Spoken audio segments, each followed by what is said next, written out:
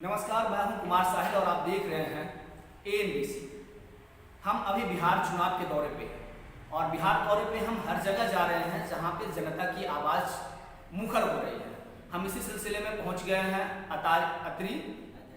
अतरी के बथानी में, जहां से कुंती देवी अभी यहाँ की विधायक हैं। संभावना है कि उनके पुत्र इस बार इस अतरी विधानसभा से जोर आजमाइश करेंगे। बहुत बहुत स्वागत सर एएनबीसी पे। सर, आप एक बात बताइए कि जब एक तरफ नीतीश कुमार, नरेंद्र मोदी जी, जिनका इक्वेशन बहुत शानदार है, जो जोड़ तोड़ करना चाहते हैं, जो वो ये भी जानते हैं कैसे बूथ मैनेज किया जाए, कैसे अधिकारी मैनेज किया जाए। इस बार आपकी लड़ाई, चूंकि पिताजी साथ में अभी नहीं है, माता जी की उम्र हो चुकी है, ऐसे में आप युवा हैं, लड़ाई कैसे लड़ेंगे इनके गठबंधन से? आज जो सरकार में हो रही है, जो सरकार कर रही है, वो जनता से छुपा हुआ नहीं है।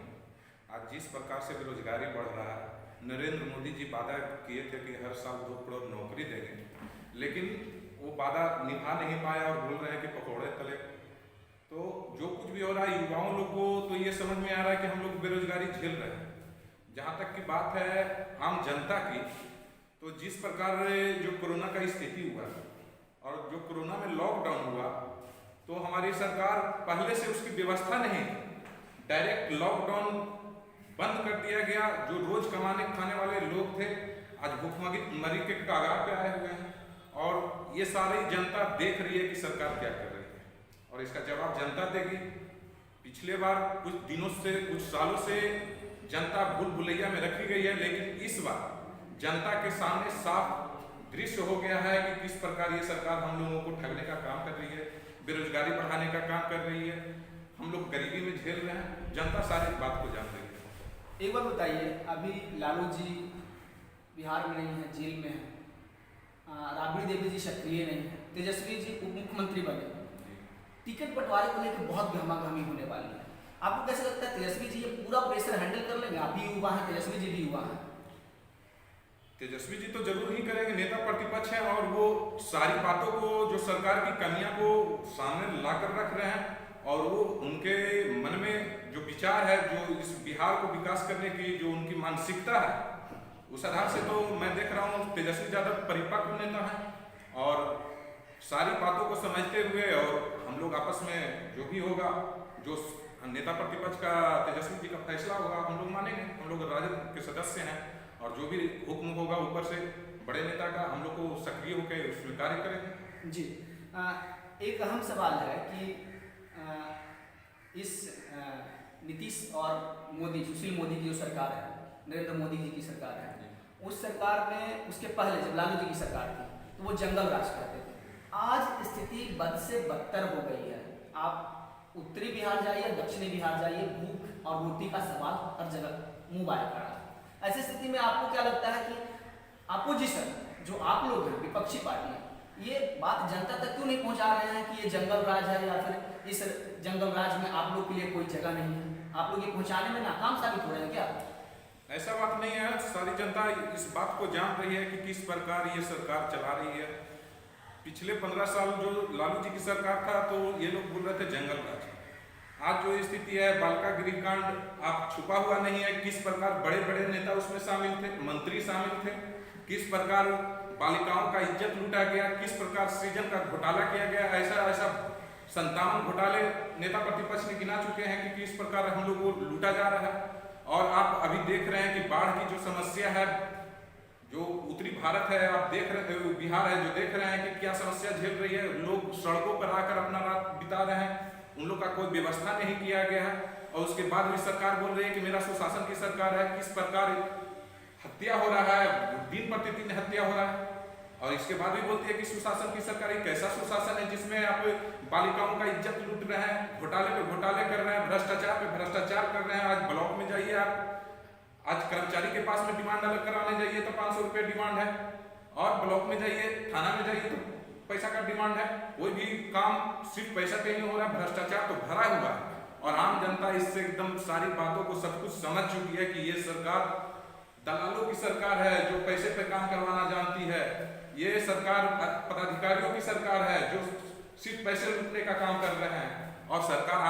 बैठी हुई है, ये मुद्दा जनता के बीच में है। अच्छा, एक बात बताइए, जो तेजस्वी जी की टीम है, जो युवा तुर्क है, अब तेजस्वी जी मिलकर के कोई दवाई दे दिए आप लोग के, एकदम जितने युवा हैं आरजेडी के वो सारे लोग अटैकिंग मोड में हैं, मतलब कोई ट्रेनिंग सेशन चला है क्या तेजस्वी जी के साथ आप लोग का? तेजस्वी जी के साथ में ये ट्रेनिंग सेंटर तो नहीं चला है, लेकिन जो स्थिति और परिस्थिति हम लोग के साथ में गुजर रही है, जिस प्रकार हम युवाओं का जो भविष्य खराब किया जा रहा है, जिस प्रकार देश के सर्वोच्च नेता पीएम नरेंद्र मोदी निजीकरण सारी कंपनियों को दे रहे हैं, रेलवे तक निजीकरण कर रहे हैं, बड़े बड़े जो सांस्कृतिक जगह है उनको निजीकरण कर रहे हैं, तो हम लोग का स्थिति क्या होगा? कल हो के हम लोग अडानी अंबानी जैसे लोगों का गुलाम बनकर रह जाएंगे। हम लोग का भविष्य उन लोग तय करेगा कि हम लोग को करना क्या है। स्वतंत्रता छीन जाएगी, प्रजातंत्र का जो ताकत है उसको दबा दिया जाएगा। आपसे छुपा हुआ नहीं, आज मीडिया में आप उठाकर देखिए तो सिर्फ जो नरेंद्र मोदी की फायदे की बात हो वही बात को घिसा पिटा जाता है। हाल ही में मुस्लिम समाज को बदनाम किया गया, कोरोना बम कहा गया, तबलीगी जमात वाले को कोरोना बम कहा गया, जगह जगह लोगों को मन में टीवी पे चला कर भर दिए। हाईकोर्ट ने एक आदेश भी दिया कि आपने मिसइंटरप्रेट किया था, इनकी कोई गलती नहीं। हाँ, बॉम्बे हाईकोर्ट ने ये बात को रखी थी, लेकिन ये सरकार हम नौजवानों को गलत रास्ते पर भटकाने का काम कर रही है। हम लोग आपस में द्वेष बढ़ाने का काम कर रही है और हिंदू मुस्लिम में लड़ाने का काम कर रही है। इस पे हमारे जो पलटू चाचा नीतीश जी हैं वो चुपचाप मौन धारण करके बैठे हुए हैं, एक शब्द नहीं बोलते हैं कि जो देश में जो स्थिति और परिस्थिति मीडिया ला रही है उसका विरोध नहीं कर रहे हैं। चुपचाप बैठे हुए उनके नरेंद्र मोदी के डर से वो चुप बैठे हुए, कहीं सृजन घोटाला का न खुलासा कर दे, उनके डर से बैठे हुए, कहीं 302 का मामला था उसमें नहीं हमको जेल भेज दिया जाए। आज जो स्थिति है आप देख रहे हैं कि गरीब जनता के बारे में बोलने वाला या तो उसकी हत्या कर दी जाती है, नहीं तो उसको जेल में डाल दिया जाता है। कर्पूरी जी को आप देख रहे हैं, सब कुछ देख रहे हैं क्या स्थिति हुआ था। आज लालू जी को देख रहे हैं, एक तरफ एक मिश्रा जी को बेल दे दिया जाता है और लालू जी को जेल दे दिया जाता है, सिर्फ इसलिए कि वो गरीब का बात उठाते हैं। नहीं, मैं बीच में रुकूंगा आपको जी। अभी नरेंद्र मोदी जी की एक तस्वीर हर जगह वायरल हो रही है जिसमें मोर के साथ, और हम भी चाहते हैं कि वो मोर के साथ, बाघ के साथ, किसी के साथ रहे, लेकिन यही सेम मामला था जब लालू यादव मोर को रखे थे तो उन पर ही मामला दर्ज हुआ था। आखिर मतलब इस देश में दूसरी तरह की नीति पर क्या, मतलब क्या आपका विमर्श है? अगर गरीबों का कोई बात उठाने वाला रहेगा तो उसको जंगल राज बोला जाएगा, और अगर गरीबों का कोई हक दिलाने के लिए लड़ेगा तो उसको जेल भेज दिया जाएगा। आज आप खुद ही देख रहे हैं कि मोर रखे हुए थे लालू जी, तो उन पे केस हुआ और नरेंद्र मोदी जी तक नहीं। दो तरफा तो बात हमेशा आया है। जो तड़ीपार हमारे गृह मंत्री हैं वो क्या बोलते थे? आपको नहीं लगता तड़ीपार बोलने से आपको मुकदमा हो जाएगा? मुकदमा तो होगा ही ना। हम उस विचारधारा से अवगत है ना, उस विचारधारा से आया है जिस विचारधारा से लालू जी का जो विचारधारा हम लोग पूरे परिवार सुने हैं, समझे हैं, उस विचारधारा से जेल लालू जी को भी हुआ, जेल मेरे पिताजी को भी हुआ, जेल तेजस्वी जी को हो या रंजीत यादव को, उससे कोई फर्क नहीं पड़ता है। लेकिन जो बात है गरीब की बात को तो हम सामने रखेंगे ही रखेंगे, ठोक कर रखेंगे, उसको कभी दबाने का काम नहीं करेंगे। अच्छा, तेजस्वी यादव नेता प्रतिपक्ष है, वो हमेशा आरोप लगाते हैं मीडिया पे कि हमारी बात नहीं कर रही है मीडिया मुद्दे को डिरेल कर रही है, जो मुद्दा है उसको दिखा नहीं रही। क्या आप भी इस बात से इत्तेफाक रखते हैं या फिर आपकी राय जुदा है? नहीं, मेरी राय है कि मीडिया का जो बात है, आप इस बार देख रहे होंगे सुशांत सिंह राजपूत का 2 महीना से मैं टीवी खोलता हूँ, सिर्फ सुशांत सिंह राजपूत का ही बात चलते जा रहा है। सीबीआई जांच का मामला हुआ, सब कुछ हुआ। मैं पूछना चाहता हूँ इस सरकार से कि हमारे सैनिक 20 को मरे थे, उसमें सीबीआई जांच क्यों नहीं हुआ? पुलवामा हत्याकांड हुआ, उसमें सीबीआई जांच क्यों नहीं हुआ? तो ये स्थिति है, सरकार की स्थिति है कि लोगों को, युवाओं को दिग्भ्रमित करना है, उनको मुद्दे पर से हटा देना है, विकास की बात नहीं करना है, राम मंदिर की बात करना है, 370 धारा की बात करना है, हम लोग की नौकरियों की बात नहीं करना है, युवाओं का भविष्य बर्बाद करने की राह दिखाने वाले वो लोग, तो हम क्यों उन लोग के विचारधारा से मैच करें? आज जो हमारे लालू प्रसाद यादव जो गरीब के लिए लड़ाई लड़े, हक हुकूमत दिखाए, सामंतवादी लोग जो खटिया पर नहीं बैठने देते थे, डर से जमीन पे बैठते थे लोग, आज लालू यादव ने आवाज देने का काम किया। आज ब्लॉक में लड़कर हम लोग अपना हक मांगने का काम करते हैं। नीतीश कुमार कहते हैं कि वो दौर पुराना हो गया, अब रोजगार की बात कीजिए, तो रोजगार तो सफल है नीतीश कुमार, इसका मतलब रोजगार की बात करें, विकास की बात करें, लेकिन नीतीश कुमार इसमें भी तो पीछे हैं। आपको मैं बताना चाहता हूँ, नल जल का जो 7 निश्चय में नल जल का बात हुआ था, आज आप जाकर देख सकते हैं कहीं भी नल जल कहीं सक्सेसफुल नहीं हुआ। खुद उनके संगठन मंत्री हैं राजेंद्र सिंह, आरएसएस से आते हैं, उन्होंने कहा कि भ्रष्टाचार की जर्नी है, बीजेपी से आते हैं।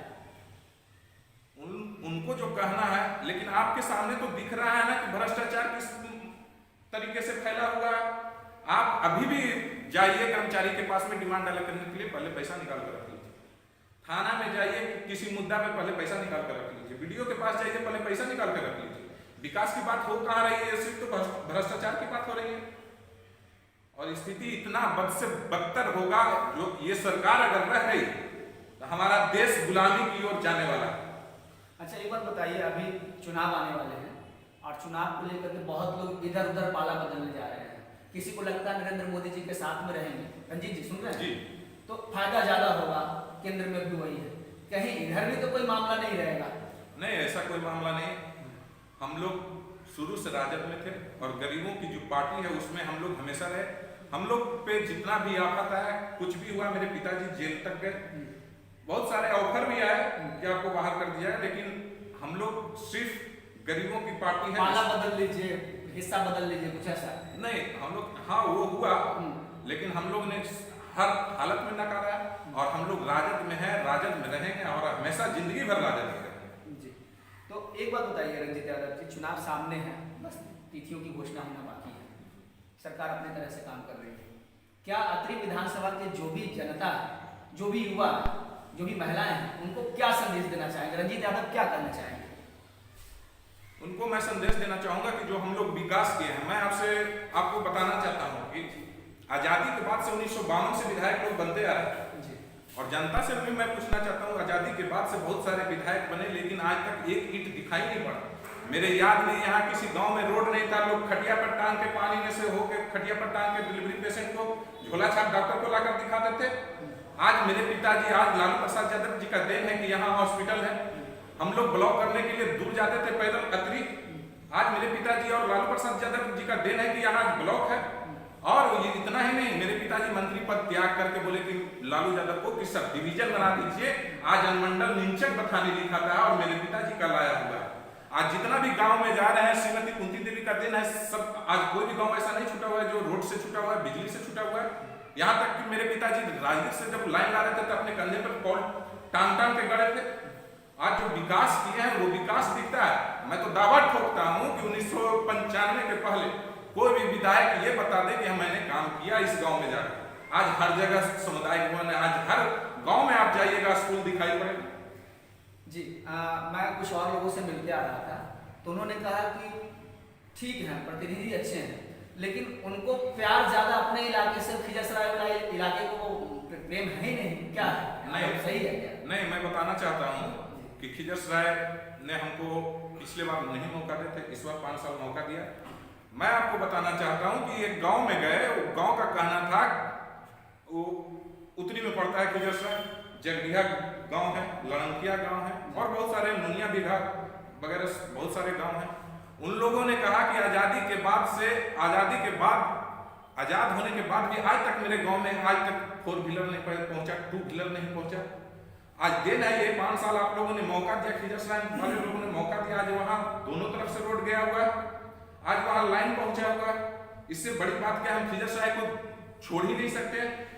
मैं और मेरे पूरे परिवार विकास पर विश्वास करते हैं। जिस प्रकार विकास बथानी प्रखंड का किए, जिस प्रकार विकास अत्रि और मोहड़ा प्रखंड का किए, मोहड़ा ब्लॉक विधायक बनाया श्री राजेंद्र प्रसाद यादव जी ने, मोहड़ा ब्लॉक बनाया। तो जिस प्रकार हम लोग को मौका 5 साल मिला, हम लोग को आगे भी मौका मिलेगा तो खिजरसराय के लिए कुछ नया हम करके दिखाएंगे। अच्छा एक बात बताइए, लालू जी की पार्टी में सोशल इंजीनियरिंग किए जाने जाती है, मतलब जातियों के बीच में समीकरण, और जिसको हक नहीं मिला, जिसको अधिकार नहीं मिला, उसको मजबूत करने वाली पार्टी जैसे।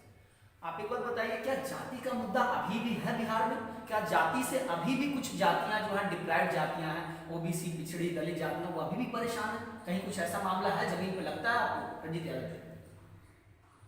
जब से हमारे पिताजी 1995 से विधायक बने और वो हमेशा गरीबों के लिए लड़ाई लड़े। यहाँ बहुत सारे सामंतवादी विचारधारा के लोग ऐसे थे जो गरीब गुरुओं को लगाने का काम नहीं करते थे, लेकिन जब से मेरे पिताजी बने आज गरीब गुरुओं का अधिकार मिला है, लोग अपना हक के लिए लड़ते हैं, हक के लिए बोलते हैं। जहाँ तक जातिवाद का बात नहीं है, बात यहाँ विकास की बात है। विकास को हमारे नीतीश चचा, पलटू चचा और सुशील मोदी जी विकास को दबा देते हैं, विकास को मुद्दा ही नहीं रहने देते हैं। वो आरएसएस से मिलके राम मंदिर का बात ले आते हैं, 370 धारा का बात ले आते हैं, वो हिंदू मुस्लिम का बात ले आते हैं। विकास की बात कहाँ करते हैं? विकास का कोई मुद्दा ही नहीं रखते हैं आरएसएस के लोग, भाजपा के लोग। और हमारे पलटू चचा तो चुप है डर से कि कोई कहीं न जेल भेज दिया जाए। इसलिए जो भी दबदबा चल रहा है भाजपा का चल रहा है, और भाजपा विकास की बात नहीं करती है। भाजपा का मुद्दा कभी विकास नहीं हुआ। भाजपा का हमेशा मुद्दा धर्म पे रहा, लोगों को लड़ाने पे रहा, और उनका मुद्दा हमेशा राम मंदिर रहा। फाइनल कमेंट रंजीत यादव जी, युवाओं के लिए, आप भी युवा हैं, एक छोटे से वाक्य में कंक्लूड करेंगे। मैं युवाओं को बोलना चाहूंगा कि हम लोग इस पर नहीं जाएंगे कि मेरा मंदिर बना कि नहीं, मेरा वहाँ कुछ 370 धारा हटा कि नहीं। हम लोग का मुद्दा, और युवाओं को कहना चाहूंगा कि हम लोग का मुद्दा सिर्फ रहेगा कि हम लोग का भविष्य बना कि नहीं, हम लोग को नौकरियां मिली कि नहीं, हम लोग का परिवार आगे बढ़ा कि नहीं। क्योंकि राम मंदिर और 370 धारा हटाने से हम लोग को भोजन नहीं हो जाएगा, हम लोग को भोजन घर में नहीं जुटेगा। इसीलिए हम लोग को इस पे ध्यान देना है कि हम लोग वैसे नेता को चुने जो विकास को मुद्दा रखे, न कि जातिवाद को मुद्दा रखे। आप रंजीत यादव हैं जो यहाँ से जो आजमाइश कर रहे हैं, अगर फोटोशॉप के जरिए इनके चेहरे को हटा के तेजस्वी यादव जी का चेहरा लगा दिया जाए तो वो सारी बातें वही मिलेगी जो तेजस्वी यादव जी कहते हैं नागपुर का, आरएसएस का। और हम हर एक जगह जा रहे हैं, जहाँ जहाँ लोग आरजेडी से जुड़े हुए हैं, आरजेडी के नेता हैं, वो बिल्कुल अपने नेता के मैसेज को जमीन पे ला के रख रहे हैं। ये एक विचित्र बात लग रही है मुझे। लालू जी के बाद तेजस्वी यादव जो है, जो सीधे मैसेज डिकोड कर रहे हैं। आप बैठे हुए हैं गया के बथानी में और पटना, दिल्ली लगातार कर रहे हैं, लेकिन मैसेज लगातार कम्युनिकेट हो रहा है। इसका मतलब यह है कि राजद जो है इस पर लड़ाई के पूरे मूड में है, युवा पूरे मूड में है। हालांकि ये युवा है तो युवाओं के मुद्दों को भी बात कर रहे हैं कि मस्जिद, मंदिर आपकी प्राथमिकता नहीं होनी चाहिए। आपकी प्राथमिकता भूख, रोटी, अमन, चैन, शांति होनी चाहिए। हम इसी तरह से तमाम मुद्दों को लेकर के हम आपके सामने पेश होते रहेंगे। बहुत बहुत शुक्रिया रंजीत यादव जी। चलिए, धन्यवाद आपका। और आप हमसे जुड़े रहें, हम आपको बिहार के कोने कोने से ऐसी खबरें लेके आते रहेंगे। धन्यवाद।